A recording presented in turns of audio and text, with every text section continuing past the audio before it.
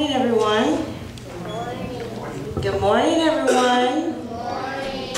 I'm going to tell you a story today about some high school seniors that were going on a special trip.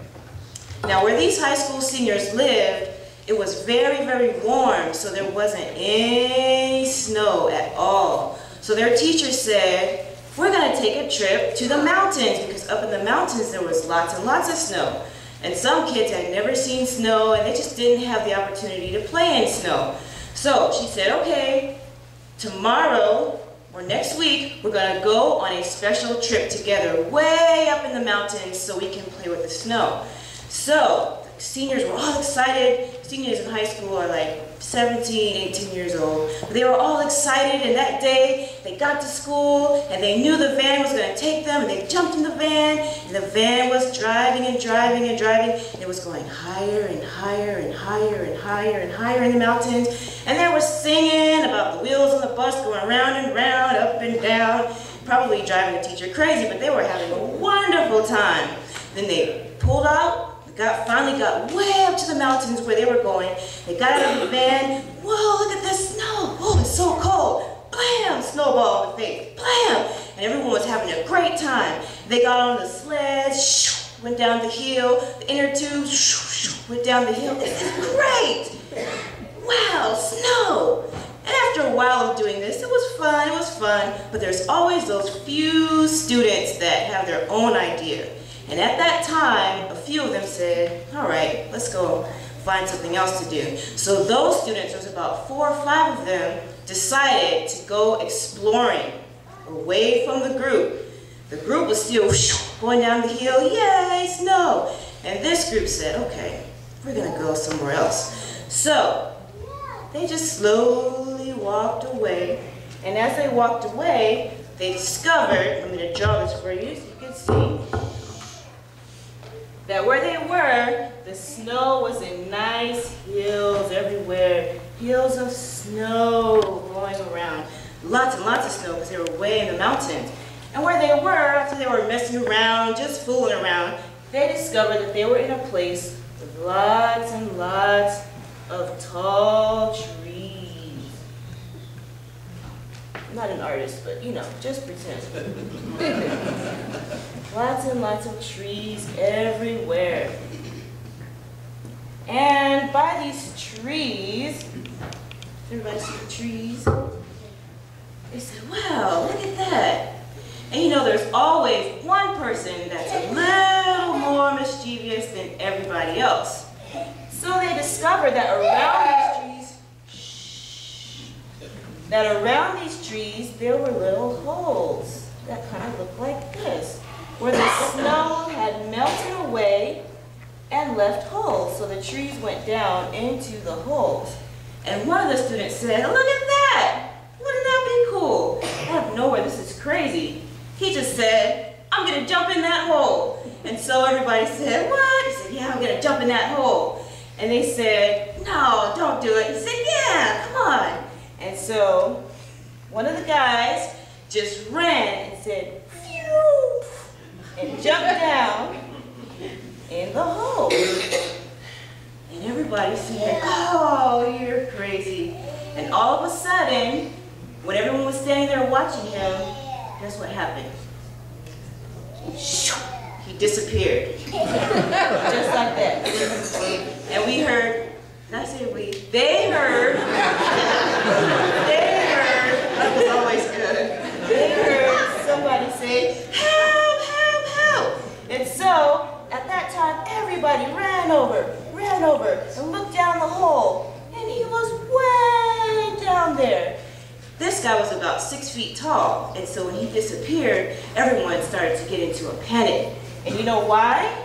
Does anybody know what the tallest trees in the world are?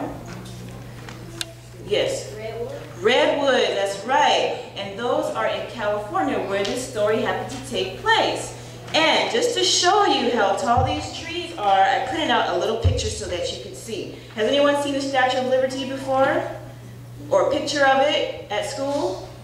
No, nobody has? Okay, or a very tall building in Chicago. these trees are bigger than that. You see this is the Statue of Liberty? Or pretend it's the Sears Tower. The tree is several hundred feet taller than that building. And this little teeny yellow spot down here is you. So that is what you look like next to this big tree. Kind of looks like an ant, doesn't it? You see that little yellow thing down there? See that little ant?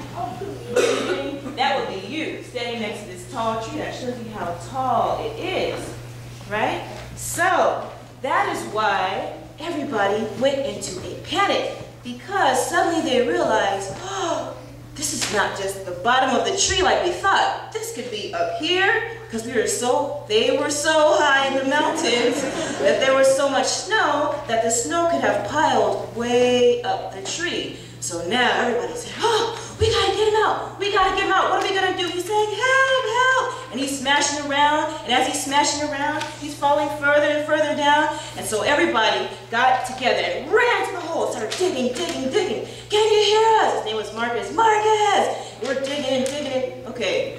I keep saying, it was me. Okay, we were there. We are digging and digging and digging and digging and saying, oh my goodness. And he was the principal's son. We're like, we're not gonna graduate. What's gonna happen? We gotta get him out of here. And as we're digging and digging and digging, we say, okay, brace your feet against the tree and push your way up. So he starts bracing his feet, and finally we're able to reach his hands. And we're all tugging together. And I'm like, oh, is he gonna come out? And finally, we're able to. Up he goes, up he goes, up he goes, until blam, there he goes, out onto the snow.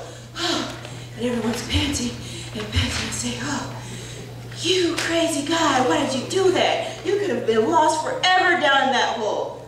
And at that time, as I walked away from that, of course we all sheepishly went back to the group because we knew we shouldn't have strayed away, but now we were kind of humble and feeling a little like, well, we learned our lesson from that. But as I thought about it later, I thought about, this is kind of the way sin is.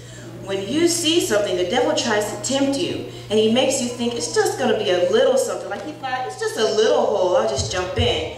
But next thing you know, you're falling way down the tallest tree in the world. And he'll say, it's just one test. Just chill with this one test. And you're thinking, it's just a small hole. Next thing you know, down in that hole. And he'll say, you know what? Just be mean to this person one time so that the group can think you're cool, and then when they're not looking, then you can be nice to her. Small little hole, next thing you know, down in the deepest hole by the tallest tree in the world. And I learned from that first of all, we should have stayed with the group. Whenever we stray away from the group and from God, we start getting into trouble. We're open to more temptation. Do you think Marcus would have jumped in that hole if you were with the teacher? No. But when we stray away, it's easier for Satan to say, hey, let's do this. And the next thing I found out as we all got together to help Marcus get out of the hole is that God sends us help. That when we do sin, we can call on him and he will rescue us. And even if we fall way down here like this little ant, God's arm is longer than the tallest tree in the world, and he can reach way down there to save each and every one of us because he loves us so much.